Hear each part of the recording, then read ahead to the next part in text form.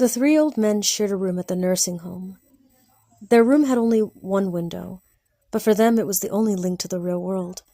Ted Cocklin, who had been there the longest, had the bed right next to the window. When Ted died, the man next to the bed, George Best, took his place. The third man, Richard Green, took George's bed. Despite his illness, George was a cheerful man who spent his days describing the sights he could see from his bed. Pretty girls, a policeman on horseback, a traffic jam, a pizza parlor, a fire station, and other scenes of life outside. Richard loved to listen to George, but the more George talked about life outside, the more Richard wanted to see it for himself. Yet he knew that only when George died would he have his chance. He wanted to look out that window so badly that one day he decided to kill George. He's going to die soon anyway, he told himself.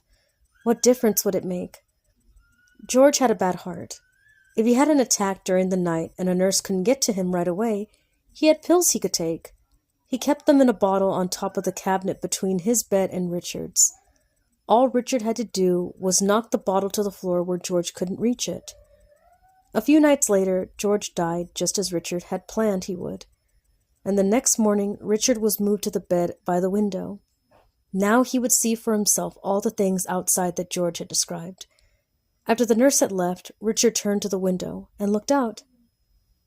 But all he could see was a blank brick wall.